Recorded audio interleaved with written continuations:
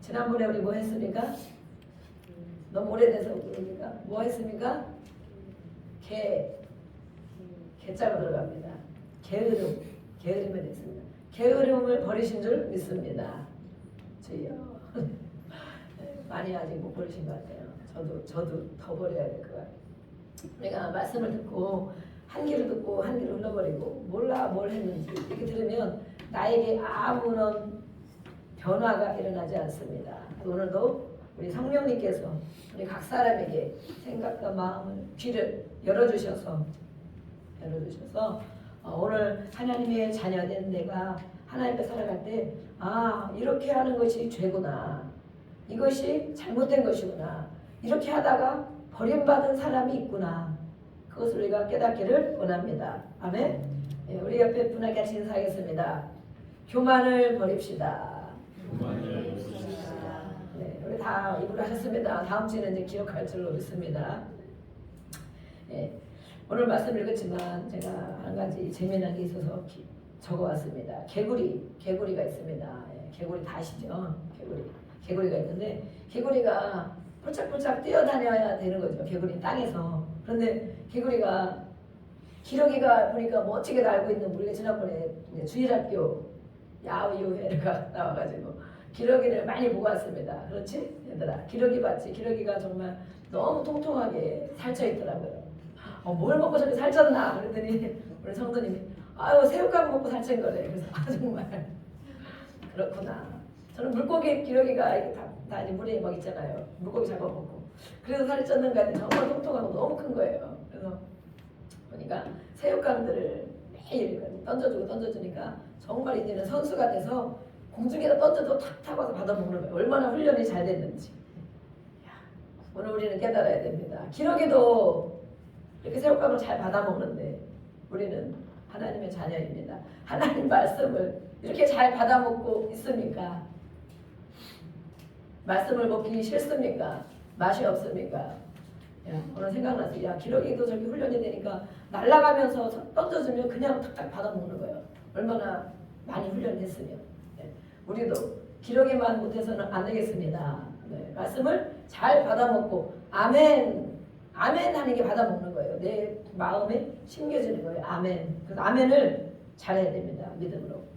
이렇게 기러기가 멋지게 날고 있었는데 개구리가 땅에서 폴짝폴짝 떠다니는 개구리가 보니까 나도 이렇게 날 수 있으면 얼마나 좋을까 생각했어요. 아주 정말 좋은 생각을 했죠. 그대로 살 수도 있는데 생각한 거예요. 그래서 물어봤어요. 기러기한테. 얘들아, 내가 좀 날고 싶은데 어떻게 하면 좋겠니? 기러기들이 뭐라 그래요? 빈정거리며 너는 날개가 없어서 안 돼. 너는 날 수가 없어. 그런 거예요. 그런데 문득 개구리 머릿속에 기발한 아이디어가 떠올랐습니다. 이렇게 하면 나도 날 수 있겠구나. 어떻게 해야 될까 개구리가? 막대 양쪽 끝을 기러기가 입에 물고 가운데를 내가 물고 그렇게 가면 기러기가 날아갈 때 나도 같이 날아갈 수 있겠다. 아주 개구리 머리에서는 정말 노벨상을 받을 만한 정말 기발한 아이디어 생각나는 거예요. 그래서 자기 스스로 내 머리는 왜 이렇게 좋은 걸까? 개구리는 기러기들에게 요청했습니다.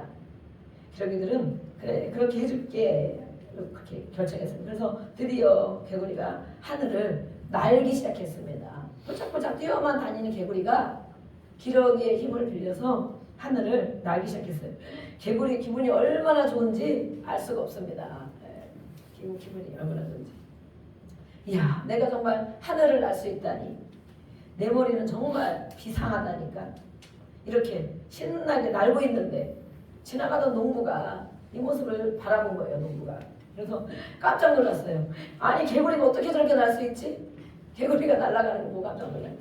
오늘도 우리가 가다가 혹시 이런 개구리 만날지 모릅니다. 우리가 고개를 땅만 쳐다보지 말고 고개를 들어서 혹시 까치들 사이에 개구리가 날아가는가 하늘을 한번 쳐다보기 바랍니다. 그래서 농부가 보니까 너무 신기한 거예요. 야, 그럼 궁금한 농부는 개구리에게 물어봤습니다. 야, 개구리야, 어떻게 그런 생각을 해서 하늘을 날 수 있니? 날 수 있었니? 물어봤어요. 개구리는 은근히 자랑이 하고 싶어서 자랑. 그래서 내가 생각해낸 거 다 하려고 내가 하고 입을 벌리는 순간 어떻게 됐습니까? 곤두박질 땅으로 곤두박질 쳐서 떨어져 죽었다는 것입니다. 야, 처음에는 와, 내가 이렇게 이런 생각을 할 수 있다니. 야, 정말 내 머리가 대단하구나. 그러는데 오래가지 못하고 자기 입 꼭 다물고, 그죠? 내려올 때까지 꼭 다물고 했으면 나중에 얘기해도 됐는데 급하지. 나를 자랑하고 싶지. 내가 이렇게 할 수 있었어. 그래서 바로 날다가 떨어져 죽고 말았다는 것입니다. 우리는 오늘 사무엘상에 누구가 나옵니까? 사울 왕이 나옵니다. 선지자 사무엘이 나옵니다. 무엇이 교만인가? 교만에 대해서 오늘 우리는 살펴보기를 원합니다. 교만. 나에게도 교만이 있는가? 어떤 사람을 볼 때 교만하다는 생각이 드는가? 교만의 주제입니다. 먼저는 교만은 바로 하나님 앞에 불순종이 교만이다라고 말합니다. C.S. 루이스라는 사람을 우리가 알고 있죠. 책도 많이 펴내고 난예의 연대기도 펴내고 많은 책을 펴냈어요. 처음에 이 사람은 불신자였어요. 하나님을 모르는 불신자였지만 예수님을 믿은 후에 책을 얼마나 많이 썼는지 알 수가 없습니다. 그래서 그 사람이 말하길 교만이 무엇이냐? 하나님을 믿고 나서 이 신앙 서적을 기록하면서 깨달은 거예요. 교만이 무엇이냐? 사랑과 지혜, 믿음, 소망, 상식 이런 모든 것들을 먹어치우는 영적인 암이다 이렇게 말했어요. 영적인 암이다. 우리가 이 모든 게 필요하죠. 사랑도 필요하고 지혜 필요하고 믿음 필요하고 소망 필요하고 이 모든 것을 먹어치우는 암병 같은 존재가 바로 교만이다. 토마스 아퀴나스는 철학자고 신학자인 그 사람은 교만을 모든 죄악의 어머니다. 죄의 어머니가 낳잖아요. 그죠? 모든 죄의 근본이 바로 교만이다라고 말했습니다. 그래서 교만은 사전적인 의미를 보면 잘난 체하고 뽐내며 버릇이 없다. 우리가 그런 사람을 보면 아유 저 녀석 저거 교만해졌네. 저 사람은 저거 교만해졌네. 그전에 안 그랬는데 잘난 척하고 또 뽐내고 버릇이 없어. 뭔가 이제 자기 안에 채워진 게 있으니까 다른 사람을 별로 그렇게 존중하지를 않아. 또 자기의 부족한 부분을 알지 못하고 자신을 대단하고 훌륭한 존재라고 여기는 마음의 상태를 바로 교만이라고 말한다. 우리 정선도님 잘 듣고 계시죠? 너무 쓰시기만 급급하면 다 설교하고 나면 뭘 듣는지 하나도 모릅니다. 가끔 쓰시고 듣고 계시죠? 열심히 쓰셔서 이렇게 성경에서 그러면 교만은 무엇이라 말하는가? 어떤 상태를 교만하다고 말하는가? 많은 부분에 말씀하고 있지만 인간 관계 속에 나타나는 어떠한 마음의 상태보다 우리는 사람을 볼 때 교만한 사람 좀 알겠죠? 저 사람 정말 교만하네. 그전에 안 그랬는데 돈 좀 벌더니 교만해졌네. 그전에 안 그러더니 박사학위 받더니 좀 교만해졌네. 그전에 안 그러더니 뭐 자식들이 잘 나가니까 좀 교만해. 어깨에 막 목에 힘이 들어갔네. 우리는 사람을 볼 때 그런 것을 대부분 알 수 있어요. 그 사람이 교만한지 겸손한지. 그렇지만 그런 것이 아니고 성경에서 말하는 것은 우리 인간 사람이 생각하는 그런 것과 다릅니다. 우리는 성경에서도 교만, 온유, 사랑 그러면 우리가 생각하는 육신의 지식으로 배운 세상에서 우리가 알고 있는 그런 것을 말하지만 성경에서 말하는 것도 그런 것일까? 하나님이 말씀한 것도 그런 것일까? 다릅니다. 해석이 다르고 하나님이 보는 관점이 바로 다른 것입니다.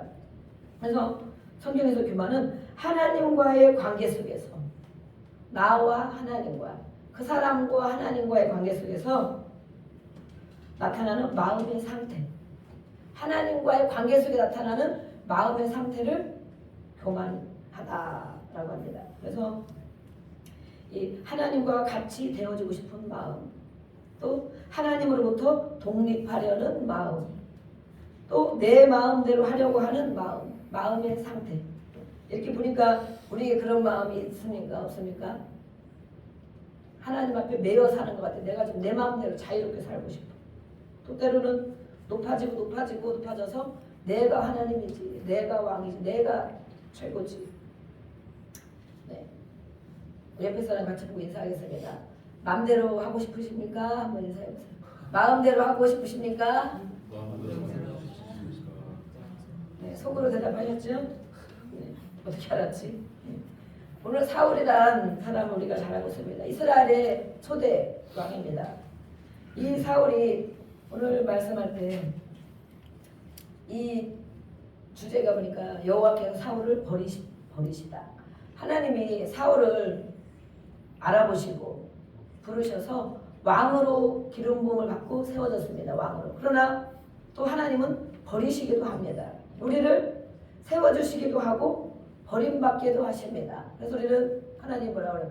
높게도 하시고 낮아지게도 하시고 때로는 찢으시기도 하시고 싸매시기도 하시고. 이 사울이 왜 오늘 버림을 받았는가? 스스로 별 볼 일 없을 때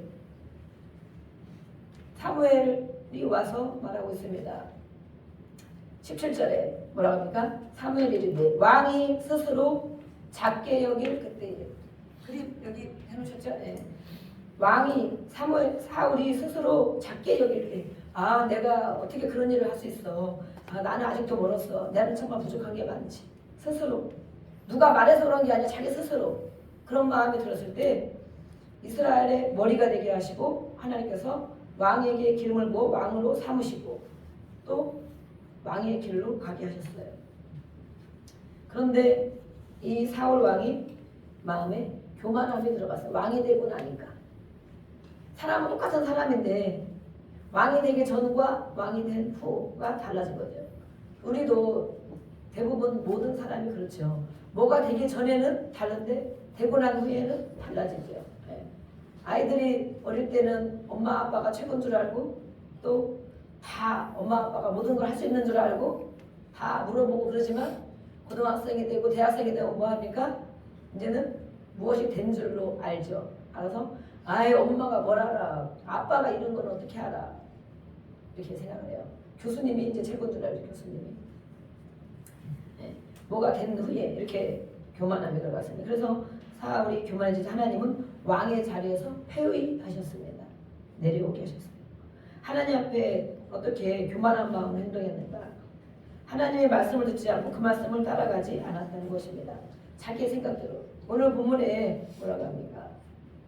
하나님은 아말렉 사람을 진멸하되 다 없어지기까지 치라. 그 백성들은 너무 패역한 백성인 거예요. 남겨두면 안 되는 거예요. 그런 아이들 우리는 뭐 전쟁할 때 아이들 여자들 막 죽이고 그러면 잔인하잖아요. 아이들이 무슨 죄가 있냐 그러잖아요. 그런데 이렇게 하나님이 예전에도 보면 막 진멸하면 이 전쟁에 보면 정말 다 어린아이까지 막 죽이잖아요. 성경에도 그런 일이 정말 많이 나옵니다. 하나님이 정말 잔인하신가?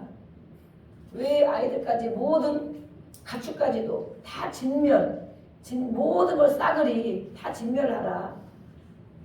아이들도 부모의 그 자라는 모습을 보고 배우고 자라고 그 원수를 삼고 복수하고 그러잖아요. 그래서 하나님은 다 진멸하라고 그랬어요. 다 없애라. 그런데 왕이 하나님의 말씀에서 그 왕이 되어지고 하나님이 명령했는데 그것을 청종 잘 귀담아 듣지 않고 내가 이해하지 못한다고 해서 내 생각에 그런 것 아니라고 생각해서 다 하나님 말씀을 청종하지 않고 탈취하기에만 급하여 그 나라의 좋은 것들을 차지하기에만 급했다는 거예요. 그래서 하나님이 악하게 여기시는 일을 행하였나이다. 하나님이 악하게 행하였기 때문에 하나님은 그를 계속해서 왕의 자리에 둘 수 없다. 그래서 하나님 목소리를 청종하고 그렇지만 사울이 뭐라고 그래 20절에 보니까 나는 청종했습니다. 하나님이 하라는 일 했습니다. 그래서 이 아멜렉 왕강을 끌어왔고 그 사람들을 진멸하였습니다. 이렇게 말했어요. 20절에 다만 단서가 나오고 단서. 하나님이 하라는 거 했죠. 다 했습니다. 보세요. 이렇게 해서 이 왕을 잡아왔지 않았습니까? 다만 한 가지 무엇이 안 했느냐. 백성의 핑계를 냅니다. 백성. 자기가 했다고도 안 하고 나는 이렇게 했습니다. 그러나 다만 백성이 가장 좋은 것, 짐승들 끌어와서 자기 하나님도 아니야. 당신의 하나님, 선지자, 사무엘 선지자의 하나님, 그 하나님 앞에 예배하려고, 제사하려고 양과 소를 끌어왔나이다. 하나님 이것을 아실까요? 모르실까요? 오늘 말씀한 것은 교만이 무엇이냐? 하나님과의 관계 속에 나타나는 마음의 상태. 행동은 마음이 있으면 행동으로 나오게 되겠죠. 마음에 있으면 입으로 나오게 되겠죠. 하나님은 이미 벌어진 일들이 있지만 이미 마음의 상태를 알고 계십니다. 사울이 왕이 되어서 어떻게 행하였는지를 결과도 중요하지만 그 마음의 상태를 알고 계십니다. 그래서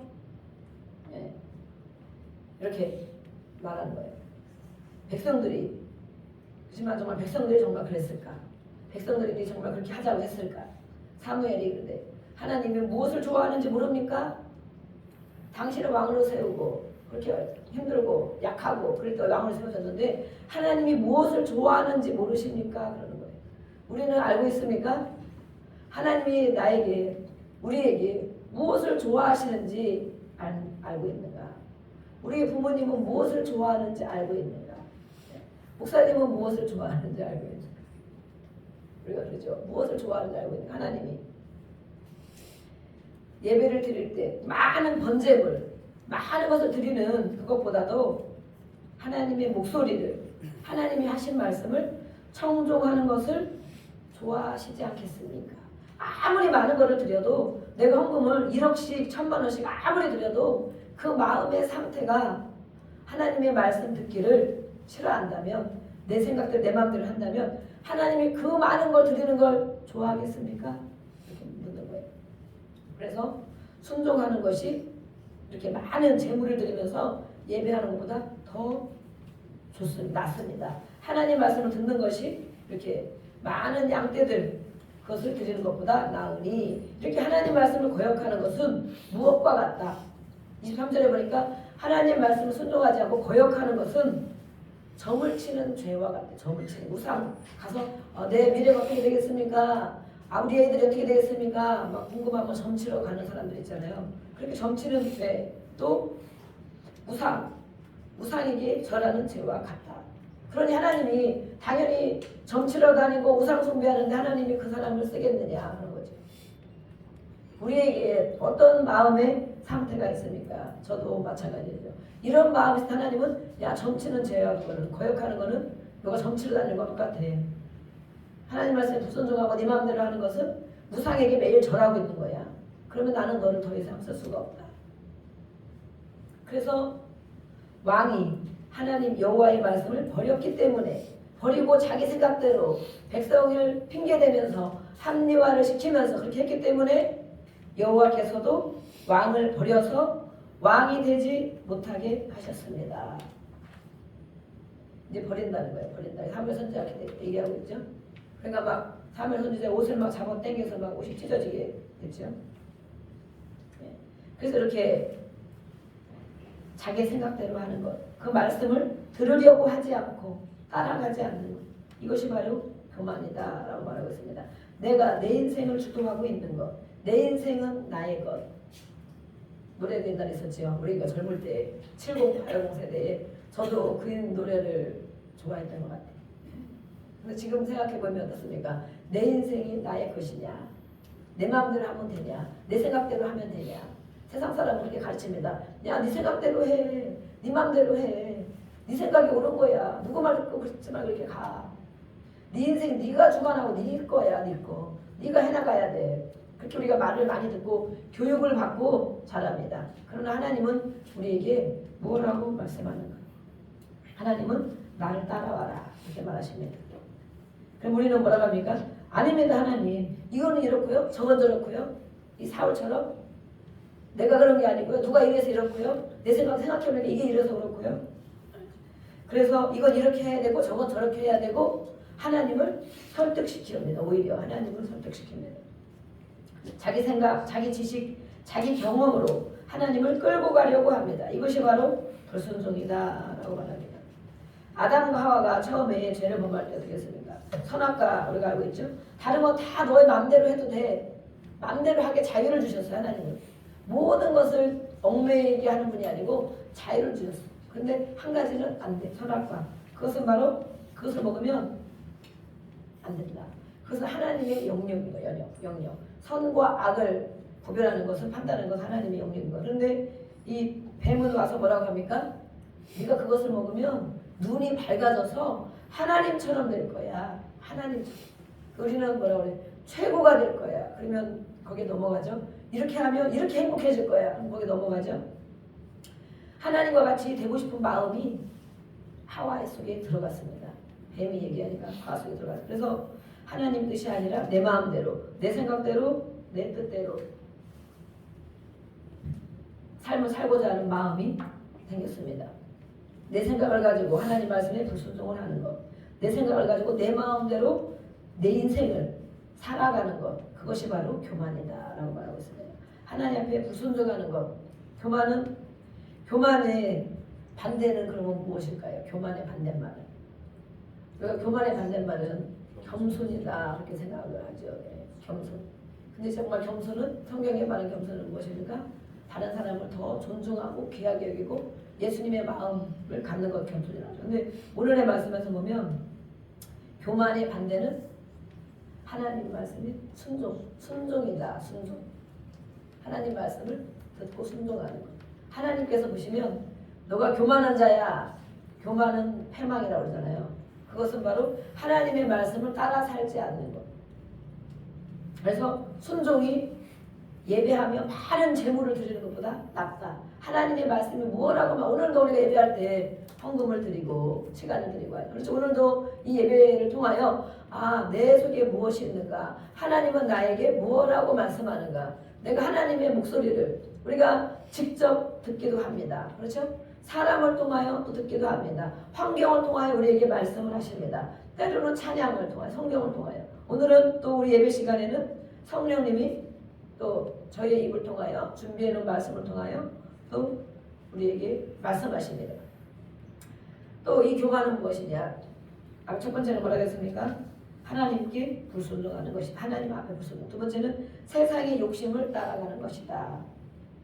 사울의 관심이 어디에 있는가? 19절에 보니까 탈취하기에만 급하여 그랬어요. 네. 자기가 보기에는 하나님이 하라는 걸 잊어버려. 처음에는 그렇게 하려고 했겠죠. 근데 전쟁을 하다 보니까 하나님 말씀한 걸 잊어버리고 눈에 보이기에 너무 좋은 것들이 있어. 너무 정말 튼실한 양이 있고 소가 있고 염소가 있고 저거 하나님 앞에 드리면 좋겠다. 저거 제사해야 되는데, 하나님 예배해야 되는데 저거 드리면 좋겠네. 하나님 말씀한 건 잊어버리고 자기 생각에 자기 눈에 보이기 좋은 것으로 행동했어요. 그래서 사무엘은 그것을 책망하는 거예요. 탈취물이 무엇이냐? 탈취물에 관심을 둔 사울. 우리가 하나님의 자녀로 이 땅에서 또 이제 한 주간 살아갈 것입니다. 매일매일 살아가는데 무엇에 관심을 두고 있는가? 하나님 말씀 한 절에 관심을 두고 살아가는 거. 우리가 예배 끝나고 내일부터는 한 절씩 말씀을 띄워주죠. 그래서 오늘 이렇게 말씀 주제를 가지고 말씀한 것이 한 주간 동안 그 말씀 한 절을 한 절을 볼 때마다 생각나야 되는 거예요. 그 생각. 오늘도 내가 하나님 말씀 듣기를 생각하지도 않고 내 생각대로 내 마음대로만 한 게 없는가? 세상 것만 취하려 사울처럼 세상 것 차지하려고 그거를 차지하면 우리 안에 만족이 될 것 같아서 차지하려 하지 않았는가? 우리는 말씀을 한 절씩 또 묵상을 해볼 수 있습니다. 그래서 이 세상적인 것, 환경, 재물 이것에 눈을 뒀다고 말하고 있습니다. 세상적인 욕심의 생각이 고정되었다. 예수를 믿는 사람들도 많이 그렇죠. 예배는 주일에 1시간은 드리지만 예배 끝나고 나면 온통 모든 세상에 관심이 많고 또 그것을 차지하려고 애쓰고 그것이 조금 없어지면 아주 마음에 상심을 하고 낙심을 하고 살아갑니다. 우리는 무엇에 생각이 고정되고 있습니까? 하나님께서 자신의 인생을 지켜줄 것이라고 생각하지 않고 하나님의 자녀인데 우리가 아기들이 어리면 크면 막 머리가 커지면 이제 막 부모를 가리키고 막 이러지만 아기들이 어릴 때는 어떻게 해요? 부모를 그대로 믿죠. 막 뛰어봐. 저 위에서 높은데 뛰어봐. 아빠가 받아줄게. 그러면 그 아이가 그런 거 생각해. 저 아빠가 나를 받다가 손가락에 힘이 없어서 나를 떨어뜨리면 어떡할까? 막 이런 생각 안 하죠. 그냥 막 뛰어내리죠. 그리고 가는 곳에 다 부모를 믿고 다 가는 거예요. 생각을 안 해. 그냥 믿는 거예요. 그냥. 애들이 어리고 또 부모가 이렇게 해주니까 진짜 모든 걸 다 할 수 있는 분이라고 믿어. 하나님의 자녀입니다. 우리는 하나님의 자녀인데 우리의 인생을 하나님이 내 인생을 지켜줄 것이다. 하나님이 내 인생을 이끌어 가실 것이다. 그런 생각을 하고 살지 못하고 세상 것에만 눈을 돌리고 산다면 그것을 가지면 이게 생기면 그래서 우리는 집을 장만하고 차를 장만하고 또 돈을 벌고 또 뭘 사고 무엇을 먹고 많이 그러죠. 그렇게 하면 내가 정말 행복하게 될 것이다 라고 기대하고 살아갑니다. 세상이 자신의 인생을 지켜줄 것이라고 생각합니다. 지켜줄 것. 나를 내가 이렇게 열심히 하니까 이렇게 되겠지. 내가 이렇게 추구했으니까 이것이 나를 만족을 주겠지.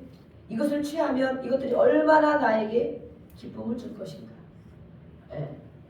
집을 장만하다가 막 중도금을 붓다가 입주하는 날 엄청 정말 나에게 기쁨이 되어서 집을 장만하면 1년이 행복하다고 그럽니까? 차를 장만하면 몇 달이 행복합니까? 네. 이것이 나에게 얼마나 기쁨을 줄 것인가? 얼마나 나의 인생이 아름다워질 것인가? 우리는 그런 기대를 하고 세상에 기대를 하고 살아간다는 거예요. 그런데 하나님께서는 나의 인생을 책임지시고 다스리시며 나의 모든 걸 주관하시고 아름다운 길로 인도하신다고 성경에서 기록하고 말씀하고 있습니다. 그래서 우리는 그걸 생각하지 않고 내가 무엇을 소유하면 내가 어떤 자리에 올라가면 그것들이 나로 행복하게 해주고 나의 인생을 책임져 줄 것을 생각하는데 그것을 쫓아간다면 그것이 바로 교만이다. 그것을 따라가고 살고 있다면 내가 바로 교만한 사람이구나. 다른 사람을 볼 일이 아니고 우리가 육신적으로 생각할 때는 뭐가 좀 돼서 막 목이 힘들고 버릇없이 막 행하고 또 껐덕껐덕하고 이런 사람이 야, 저 사람 정말 교만하네. 우리 눈으로는 그렇게 판단하고 여기까지 살았는데 오늘의 말씀에 비추어서 보니까 내가 교만한 사람이 아닌가. 아담과 하와가 선악과를 볼 때 그들의 눈에 그것이 보암직해 눈에 봤습니다. 눈이 제일 우리가 그래서 죄를 가장 많이 짓는 것이 눈입니다. 눈.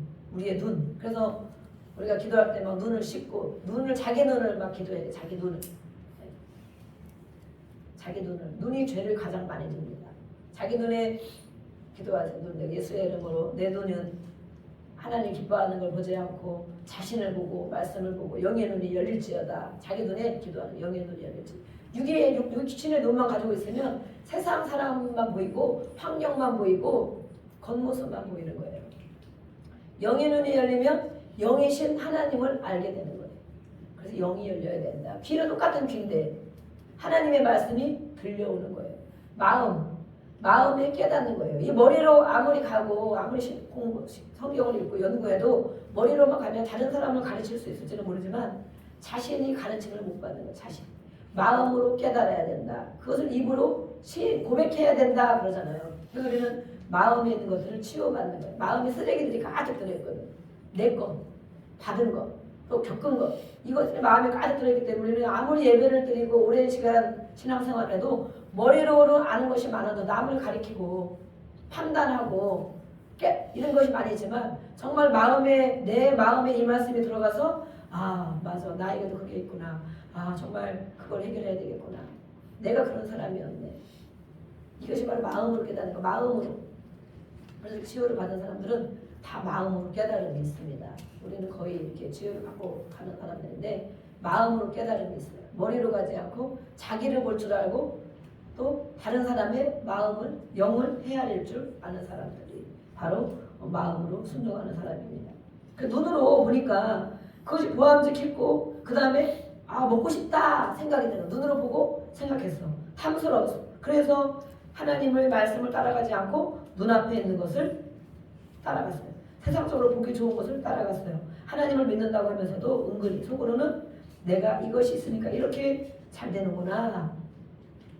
나는 이런 것이 있어서 잘 될 거야 라고 생각하는 것이 있으니까 그것이 또 믿어지지는 않습니까? 하나님보다 믿는 무엇인가가 내 안에 있다. 여러분들 한번 보자. 하나님은 당장 눈에 보이지 않고 그냥 교회 다니고 예수 믿으면 천국 간다고 하니까 그렇게 하다가 천국에 가겠지. 또 좀 힘들 때는 또 도와주시겠지. 조금 힘들어도 기도하면 또 좀 은혜를 주시겠지.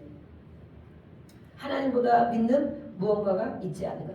나는 이게 있으니까 내가 인생이 앞으로 이렇게 될 거야. 나는 이것을 갖췄으니까 내 인생이 이렇게 될 거야. 나는 이 공부해서 이렇게 실력을 쌓아놨으니까 내 인생이 이렇게 될 거야.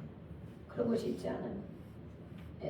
저도 이거를 준비하다 보니까 내 안에도 그런 것이 있구나 깨달았습니다. 제 안에 뭐가 있습니까? 우리가 그 전에 물론 많은 목사님들이 목회를 하면 그 전에 제가 막 청년 때 많은 분들이 목회자 사모가 되면 좋겠다 이래가지고 막 이렇게 소개를 시켜주겠다 막 그랬는데 와 맨날 굶고 힘들고 괴로울 텐데 어떻게 그 길을 가나 나는 못 갑니다.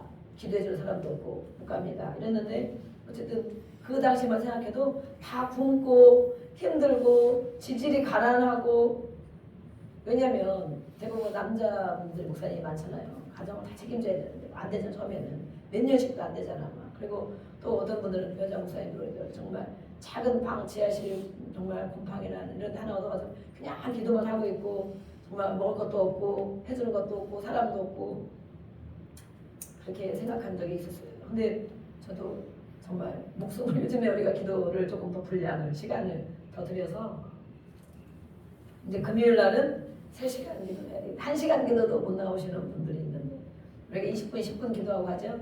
금요일 날은 정말 3시간 기도를 해야겠구나. 지난주부터 도전을 했습니다. 도전. 물론 말씀 읽고 찬양 읽고 1시간 걸리고 2시간 기도. 그런데 보니까 정말 저는 이제 인도를 하기 때문에 중간에 이렇게 막 시계도 봐야 되고 이렇게 하고 그러는데 정말 우리 기도 중부기도 대장이신 권사님은 엄청 기도 소리가 커지면서 막 진짜 제가 봐도 막 부리기도 했는데 또 우리 정화성도 기도하다가 이제 한참 기도하다 가셨는데 이렇게 정말 기도 시간을 많이 내가 하나님 외에 다른 것들을 이렇게 믿고 있는 것 그것을 더 내려놓고 그것이 없어야 되겠구나. 어쨌든 목사까지 됐는데 하나님 앞에 살아야 돼. 목숨과 몸과 마음을 다 맞아 살아야 되는데 무언가 이만 80%만 하고 20%는 무언가 가지고 있는 것. 네. 저에게 또 저렇게 훌륭한 남편이 계시잖아요. 그러니까 그거 믿는 것 있는 한 구석에 제가 보니까 이걸 준비하면서 보니까 내가 무엇을 그래도 마음에 의지하고 믿고 있는 게 있는가 그런 게 있는 거예요. 그런 게 없다면 정말 죽기 살기로 막 하나님한테만 받고 하나님한테만 해결받고 막 그렇게 정말 죽기 살기 더 기도했을 거예요. 근데 나도 이렇게 믿는 구석이 있었구나. 이것이 나를 그래도 좀 도와주겠지. 이 사람이 또 좀 도와주겠지. 이 사람이 이렇게 나를 좀 지원해주겠지. 이런 것들이 있지 않겠나. 그러면 내가 하나님 앞에 올인하지 못하고 60% 70%만 하는 거예요. 그래서 정말 회개합니다. 하나님 앞에 하나님의 것으로 살아야 되는데 그래서 그런 것을 알게 되고 또 자녀들이 이렇게 있으니까 얘들이 크면 또 뭘 좀 지원해주지 않을까 뭐 도와주지 않을까 이런 마음도 막 있는 거예요. 제가 말씀 준비하다 보니까 저에게도 그런 마음이 많이 있는 하나님 외에 하나님이 내 인생을 주관하고 우리의 교회를 우리의 목회를 하나님이 주관하고 하나님 앞에 그 목소리를 오늘 사울이 그렇게 하지 못했지만 하나님의 목소리를 청정하고 그 앞에 순종하며 살아가면 하나님의 인생을 왕을 세우기도 하고 폐위하기도 하고 우리를 높은 자리로 올리기도 하고 어느 날 어떤 사건이 생겨서 완전 바닥으로 떨어질 수도 있고 계속 올라간다고 보장이 없는 거예요. 그런데 하나님 앞에 올인을 하지 못하고 육신의 것들을 이것 조금 저것 조금 이것이 내 안에 많이 들어있구나. 그래서 제가 한 주간 동안 이렇게 또 금요일 날 기도를 이렇게 많이 하고 이제 준비하고 하면서 보니까 정말 하나님이 인생의 주인이 되어야 되는데 그러면 하나님이 책임지신대요. 하나님이 자녀기 때문에 하물 육신의 부모도 자식 힘들고 괴로우면 그것을 도와주려고 하고 그러는데 하나님은 우리의 영혼까지 책임지시는 그 하나님은 오늘 사울의 마음 상태를 아신 것처럼 사울이 말하기도 전에 모든 마음 상태를 아셨어요. 그래서 그것을 사무엘 선지자에게 주신 거예요. 감동을. 사무엘 선지자가 그거 다 보지 않았잖아. 그죠? 어떻게 마음의 상태까지 다 알겠어요. 하나님이 성령이 알게 해주신 거예요.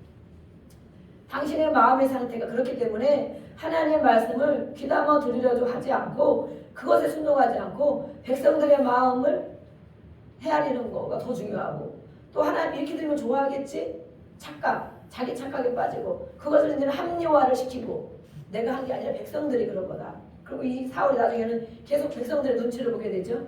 사람의 눈치를. 그렇게 하나님 앞에 생각과 마음을 고정시키지 못하고 이 환경과 사람의 왕의 자리에 연연하면서 가다 보니까 계속해서 사람의 눈치를 보면서 사람의 마음에 드는 일을 그런 짓을 하게 돼요. 그래서 정말 사울은 이렇게 폐위, 왕에서 버림받고 나중에는 악신, 악한 영, 귀신 이런 게 막 다 들어가가지고 이제는 그 교만한 마음속에 불순종하고 거역하는 마음속에 악한 영이 역사하여서 정말 이제는 이 사람은 우리 지금으로 병으로 보면 무엇입니까? 정신질환, 광기, 막 혼란 이런 게 잔뜩 들어있죠. 그 다윗을 막 죽이려고 몇 번이나 죽이려고 하고 정말 잠을 못 자고 잠을 못 이루고 괴롭고 근심에 빠지고 번민에 빠지고 감정 금방 이렇게 너는 우리 아들이다 사랑한다 하다가 금방 정말 죽이려고 하고 감정이 지배를 받는 그런 악한 영이 들어가면 그렇게 하는 거야. 악한 영. 이런 사람이 되어버렸어요. 그래서 이것을 가지고 자기 합리화를 시키며 정당한 이유를 대고 있습니다. 네. 교만의 결과는 무엇일까? 열등감이 있습니다. 교만의 결과. 열등감은 무엇입니까? 네. 자기 외모나 지식이나 능력이 있어서 다른 사람과 비교하면서 부족하다고 느끼는 것. 부족하면 그걸 가지고 하나님 앞에 오면 해결이 되는데 부족한 걸 가지고 느끼지만 그것을 그렇게 보이지 않으려고 많은 것을 포장하고 있는 거예요. 자기 내면에는 이게 부족하고 저게 부족하고 저게 부족한데 그렇게 보이지 않기 위해서 자기를 몇 겹수로 포장하면서 내가 그런 사람이 아닌 것처럼 느껴지는 그런 상태를 열등감이다. 열등감이 심한 사람은 자존감이 낮습니다. 자존심이 셉니다. 자존심 건드리면 정말 죽일 듯이 달려듭니다. 무시당하면 못 견딥니다. 무시당하면.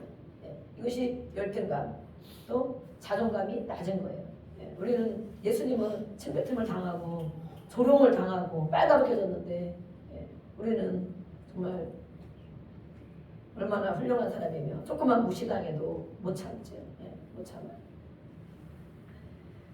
내가 누군데 나를 무시하냐 이렇게 하잖아요.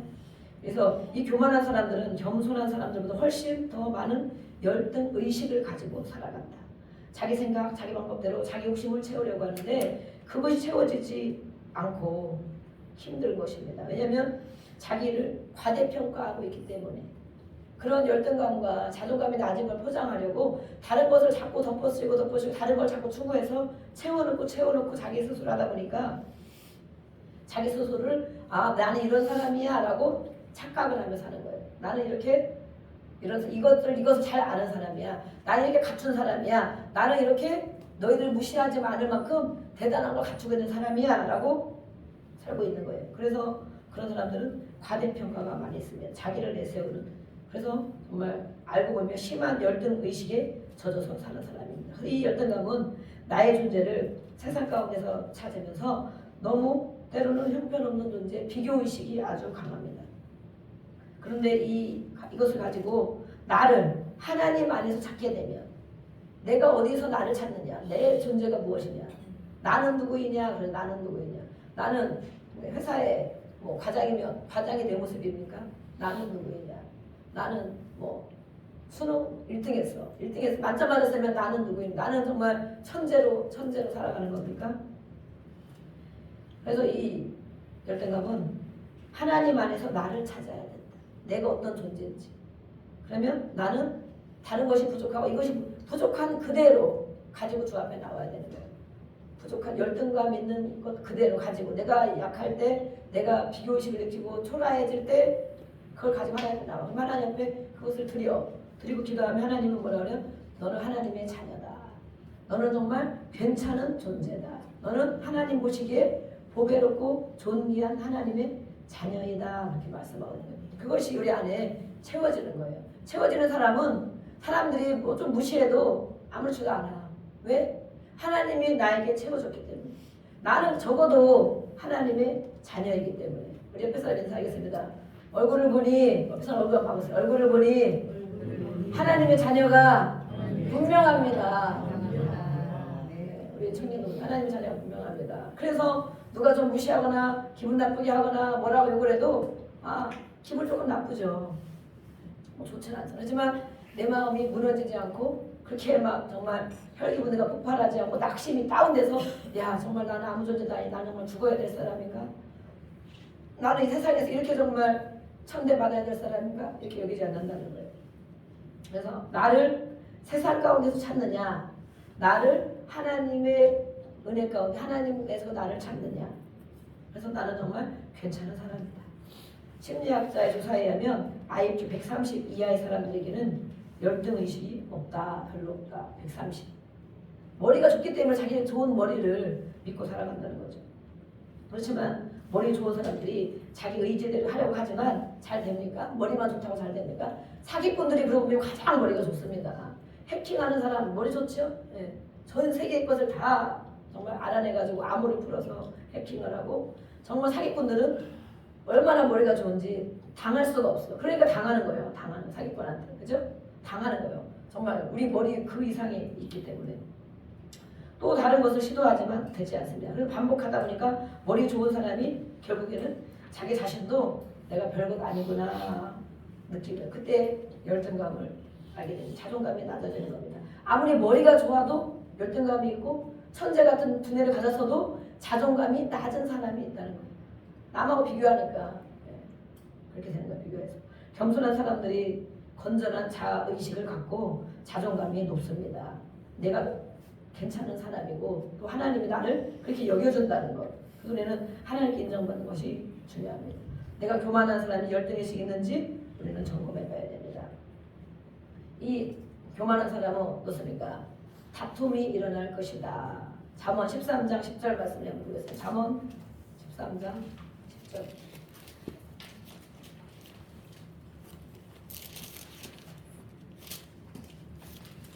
잠언 13장 10절 말씀.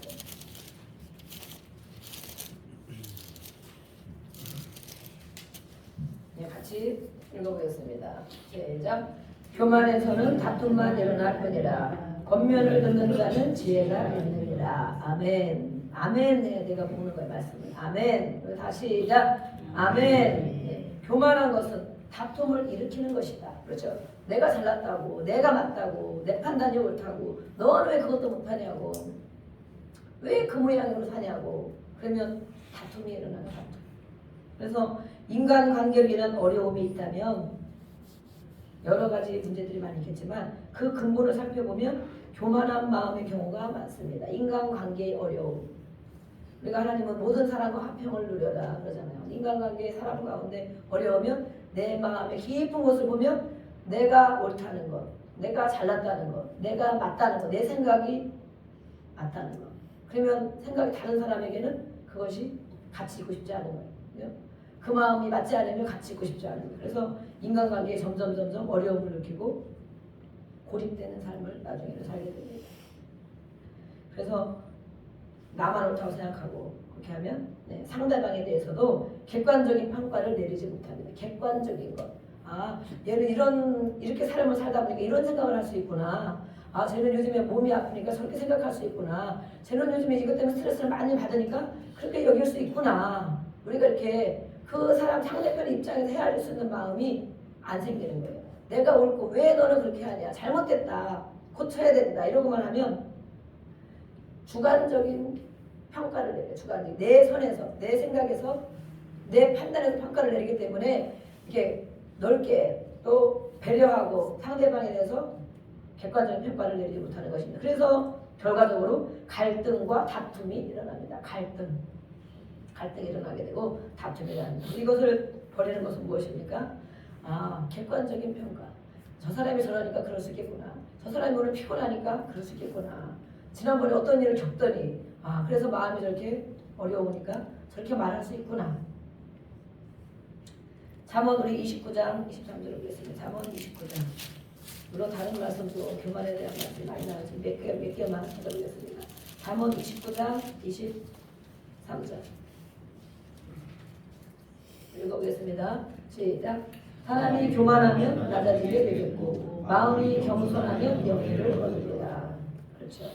오늘의 대표적인 사람이 바로 사울 왕입니다. 초대 왕. 하나님이 정말 그가 겸손했을 때 자기를 작게 여기고 내가 어떻게 왕이 되겠습니까? 나는 정말 부족한 자입니다. 하나님 앞에.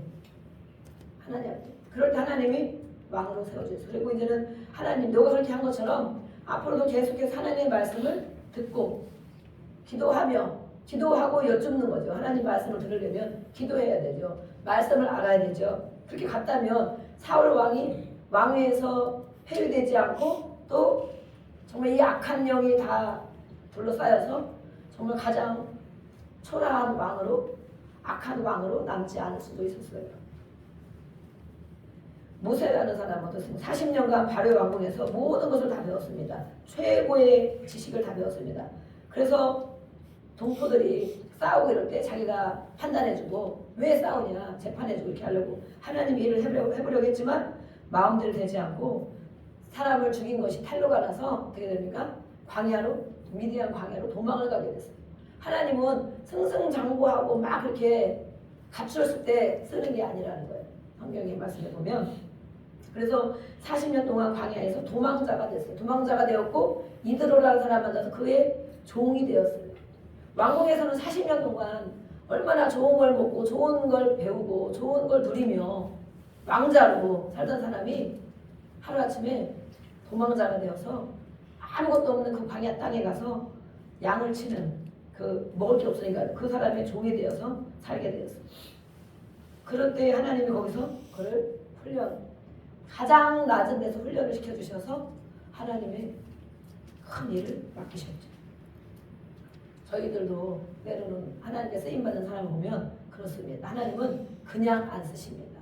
깨져야 되고 또 깨져야 되고 부서져야 되고 또 부서져야 되고 가장 낮은 자리로 가게 하셔서 정말 하나님만 의지하고 살겠습니다. 하나님을 신뢰합니다. 그 단계가 됐을 때 하나님이 그때부터 높여주기를 시작하시는 것 같아요. 저도 그전에는 청년 때는 나름 잘 나갔거든요. 그렇게 막 잘 나가고 잘 될 줄로 알고 내 인생 그렇게 살 줄로 생각을 못했는데 어느 때 몸이 아프고 괴롭고 힘든 시절을 오래 겪다 보니까 아무것도 할 수 없는, 정말 교회만 갔다 오면 누워 있어야 되고 예배만 갔다 오면 누워 있어야 되고 아무것도 할 수 없는 그런 상태로 오랜 시간을 지내게 돼. 이러다가 정말 죽는 건가? 이러다가 정말 천국을 가겠는가? 나중에는 구원의 이런 의문이 들더라고요. 그들 전도를 많이 하고 찬양하고 중창단하고 합창단하고 제가 그랬던 사람이거든요. 목이 지금 이렇지만 그렇게 나갈 때는 정말 내 인생이 막 펼쳐질 것 같았고, 또 어떤 사람들이 말만 하면 뭘 다 해주겠다 막 이런 사람들이 있어가지고 그렇게 잘 나갈 줄 알았는데 하나님이 쓰시려고 그랬던 거예요. 너가 그런 상태로는 못 쓴다. 몸도 망가지고 마음도 망가지고 영적으로도 망가져서 내가 이러다 죽으면 이렇게 아프고 괴롭고 신음하다가 미움이 마음에 원망이 가득해 살고 있다가 이러다 언제 죽을지 모르는데 막 잠에 깼는지 자는지 알 수 없는 세월을 몇 년씩 제가 지났잖아요.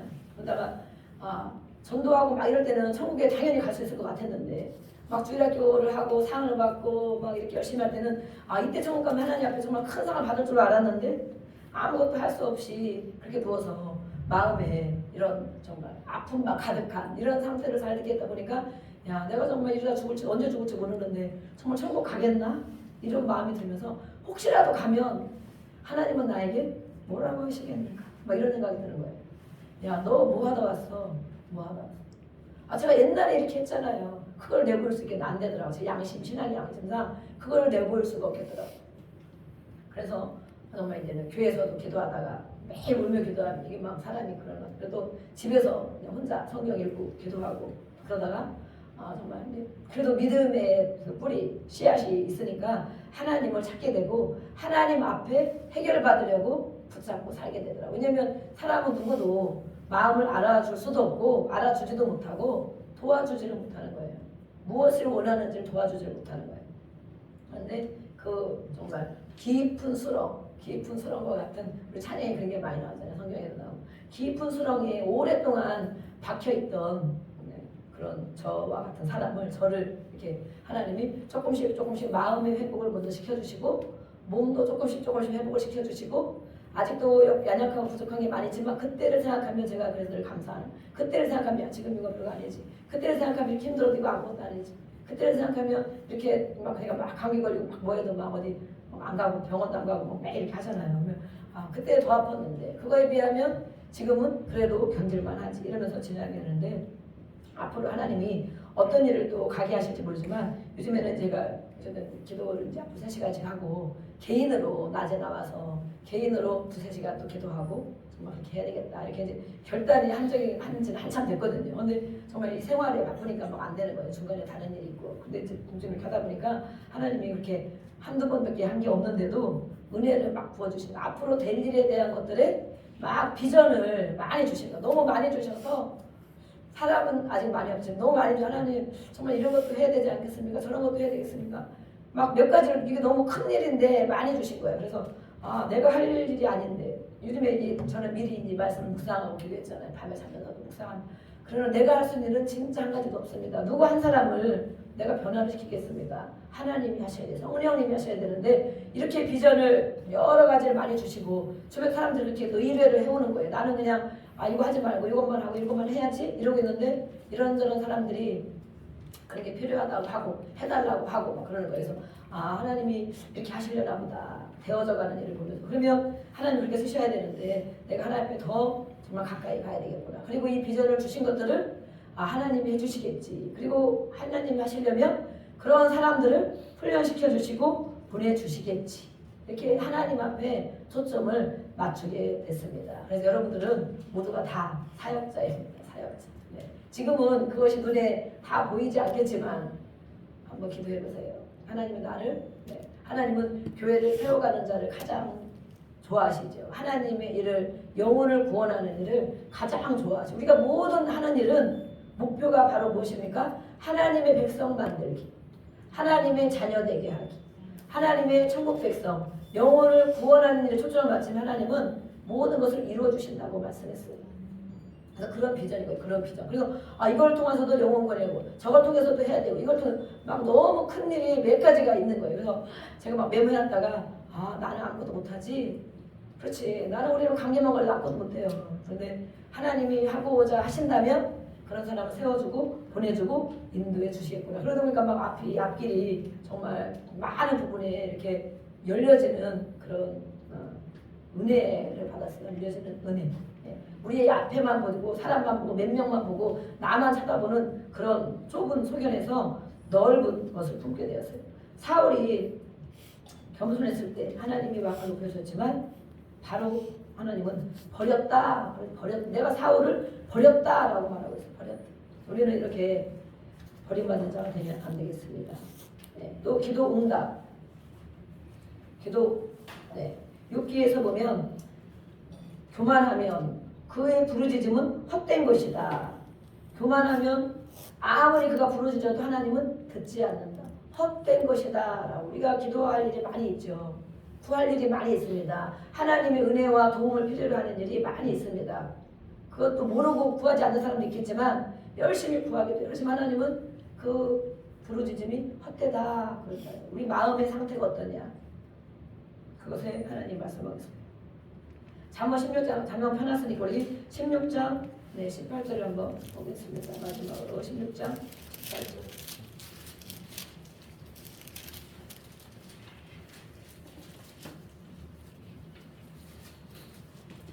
우리가 잘 알고 있는 말씀입니다. 18절 시작. 교만은 패망의 선봉이요 거만한 마음은 넘어짐의 앞잡이니라. 이렇게 단적으로 해놓으셨죠? 망하는 것, 망하고 싶으냐? 교만하면 된다. 교만해서 망한다. 교만하면 망한다. 버림받는다. 망한다. 되는 노릇이 없다. 교만하면.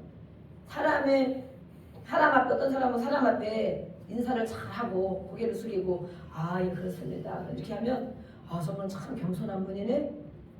아까 우리가 그랬죠? 이 교만한 것은 사람의 존재로 인한 것을 말하는 것이냐 하나님 앞에 나 자신을 말하는 것이냐. 그렇죠?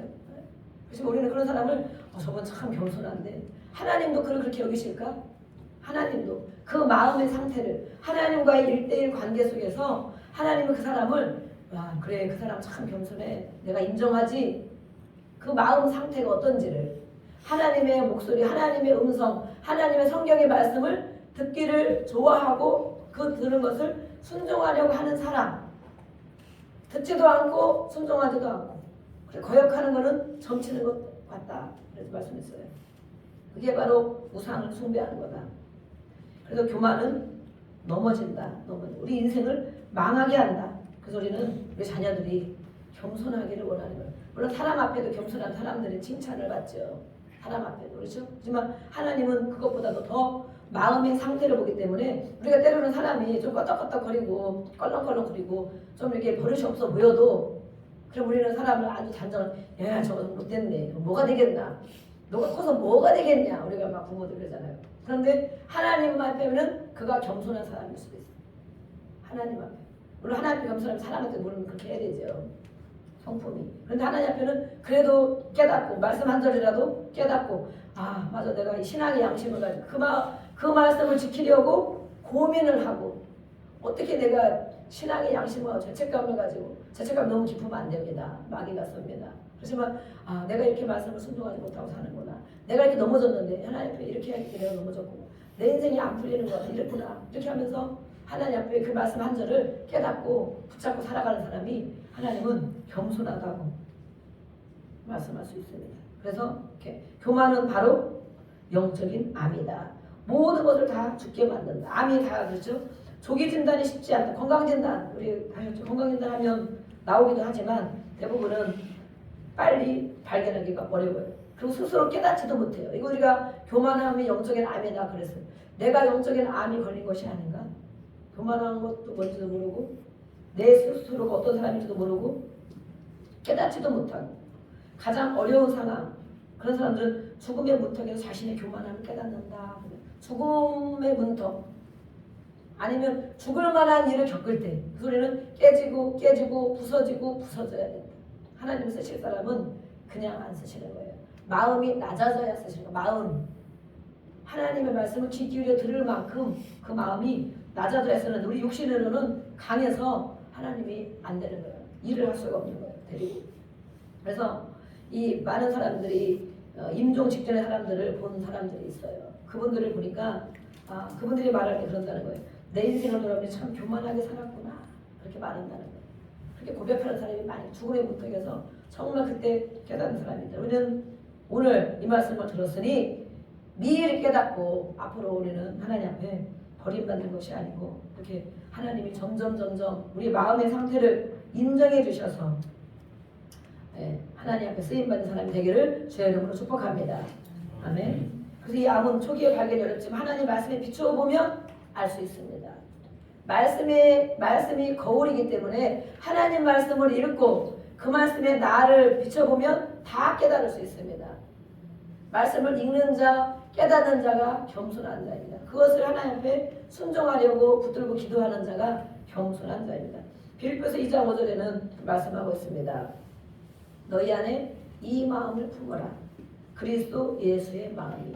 예수님은 하나님이시고 왕이신데도 이 땅에 내려오셔서 이렇게 하나님의 자녀들, 우리 죄인된 우리를 섬겨주셨고 또 하나님이 어떤 분인가를 보여주셨어요. 삶으로 보여주셨어요. 성경은 교만한 자가 어떻게 되고 또 겸손한 자가 어떻게 되는지 오늘 우리에게 말씀해 주셨습니다. 우리가 이 시간 같이 기도하겠습니다. 기도할